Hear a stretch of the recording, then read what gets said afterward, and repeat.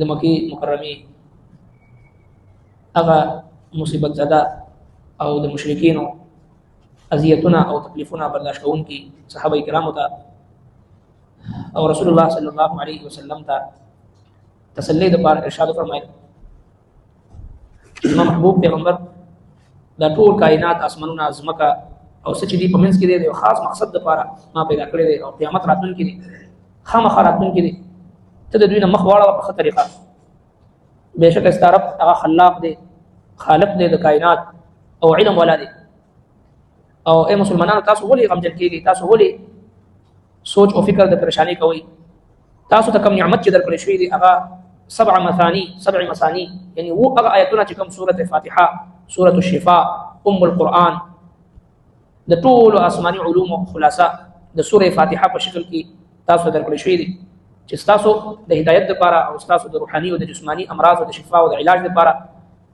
او دغه شان دي تاسو د ګناهونو د معاف کېدو لپاره د الله سبحانه و تعالی سره د تکلم او د خبرو اترو لپاره یو داسې مبارک سورۃ تاسو درکړل شوی دی داسې مبارک کلام تاسو درکړل شوی دی چې کله انسان سورې فاتحه لولي او یو آیت وایي الله سبحانه و تعالی خپل بنده ته جواب ورکوي کم الفاظ چې موږ تاسو په سورې فاتحه کې ادا کوو د هر آیت جواب الله تبارک و تعالی موږ تاسو ته راکوي او دا سورې فاتحه دا چې د الله جل شانه او د بنده په منځ کې دا تقسیم دی نیم صورت کې چې بنده ته الله جل شانه د دعا طریقه خي چې زما بنده ما نه څه حاصلول غواړي څه شي اغشتل غواړي او هدایت اغشتل غواړي چې کوم څه ما نه طلب کول غواړي د دنیا او د آخرت کامیابی مخکې زما تعریف بیان کړه په کومه طریقه تعریف بیان کړه هغه طریقه الله تبارک وتعالى منتخي الحمدلله رب العالمین ټول جمله ثنا صفت په کائنات کې چې د انسان کېږي کله کائنات د ذره ذره چې څومره صفت کېږي او پچا کې څومره خوبي ده پچا کې څومره کمال دی هغه الحمدلله ټول تعریفونه هغه د پاره دي په کائنات کې چې کم ماهر انسان او د شخصیت او د فرد او دغه شانتي د اجناس او د کم څه تعریف کېږي لګیا الحمدلله حقیقت هغه الله جل شانه تعریف دی ځکه رب العالمین د ټول کائنات ټول مخلوقات پیدا کوونکی ذات دی او بیا الرحمن الرحیم بخون کې مهربان دی مالک یوم الدین مالک د ورځې د قیامت دی او بیا بنده الله رب العالمین ته خپل عاجزی پیش کړي خپل بندگی پیش کړي ایاک نعبد و ایاک نستعین صرف ستا عبادت کوم او صرف تا نه مدد غواړم او دا تر دې پورې دا بنده د الله تبارک وتعالى حمد و ثنا او تعریف بیانول دي اوس بنده د الله تبارک وتعالى نه سغواړي اهدنا الصراط المستقیم هغه نه غلاره هغه هدایت لاره نو ګویا کې د سورۃ فاتحه د الله تبارک وتعالى طرف نه بنده ته یو ډېر لوی نعمت دی یو ډېر لوی نعمت دی والقران العظیم قران عظمت والا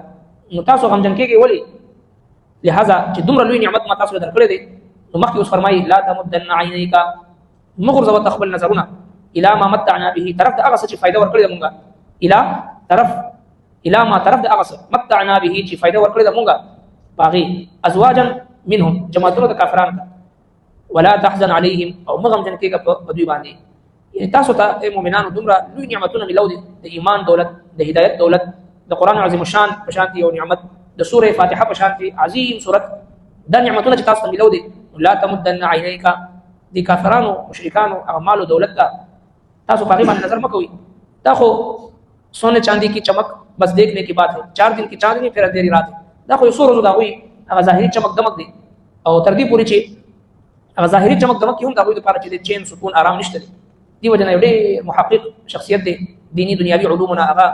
ډېر لوی حصہ او برخه الله تبارک وتعالى ته ورکړو حضرت مولانا پیر ذوالفقار احمد نقشبندی رحمه الله هغه د ټولي دنیا کونی ته ګرځیدلو او دا شانتي هغه دنیوي علم هم دومره و چې کله خپل تعارف وکړو په بار ملکونو کې دنیا به حیران شو لہذا هغه فرمایي چې دا کافرانو چې کوم ټینشن او ډیپریشن او انزایټي وغیرہ چې کوم دا بیماریانو نمونه یې خېږي او دا د دې بیماریانو خاص کر د ډیپریشن او ټینشن د دې معنی د مسلمانانو په مذهب کې او د هغه په ډکشنریانو کې دې معنی نه ملایي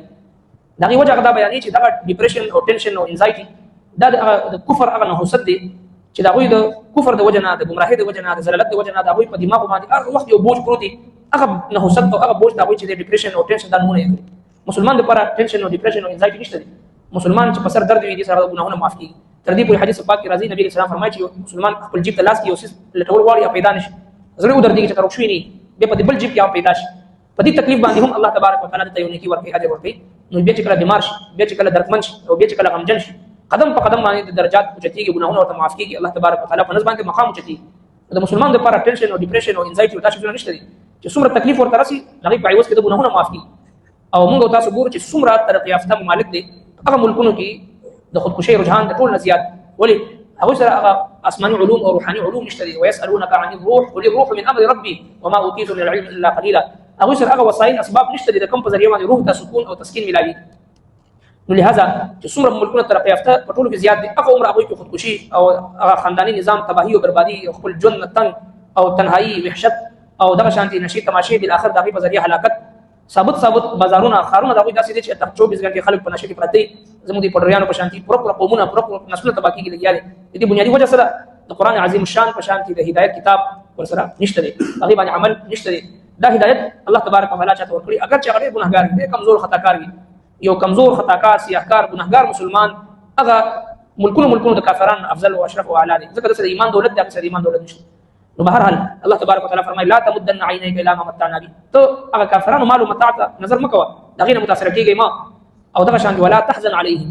ما غم جن کېږي په دوی باندې په دوی ایمان نه وروړي نو غم جن کېږي ما ځکه انك لا تهدي من احببت ولكن الله يهدي من يشاء. زما محبوب پیغمبر ته غواړي چې هدایت نشي ورکوي دا هدایت ستا په لاس کې نه دی دا هدایت الله تبارک وتعالى په لاس کې دی. الله رب کائنات چاته هدایت ورکول غواړي کافر وي غیر مسلم وي خانه کعبه ته ګوري بیت الله ته ګوري بیا مسلمان شي چا مسلمان کړي وي بیت الله دی نظاری د چې موقته ما زړه دا فیصله وکړه چې دا برحق دي او ډېر خلک داسې چې هغه د قران عظیم شان مطالعه په خپل باندې وکړي چا دعوت نه ورکړي اخر کې مسلمان شي. دا اصل کې هدایت فیصله برن الله تبارک وتعالى. نبی رسول الله تسلی دا ولا تحزن عليهم مهم جن کې په دې باندې واخفض جناحك او رخته په مټ خپل للمؤمنین د ایمان والو لپاره مؤمنانو سره داسې وخت روا پیغمبر صلی الله علیه وسلم ته او دغه نه بعد موږ تاسو قیامت پورې راتلونکي مسلمانانو ته دا ترغیب دي چې مؤمن بل مؤمن لپاره رحم کرم ولوي مینه محبت ولوي. د الله محبوب پیغمبر فرمایي المؤمن مألف مؤمن د محبت مرکز وي ولا خير في من لا يألف ولا يؤلف. هغه انسان کې هیڅ خیر نشته چې نه سره خلک محبت کوي او نه دي د خلکو سره محبت کوي.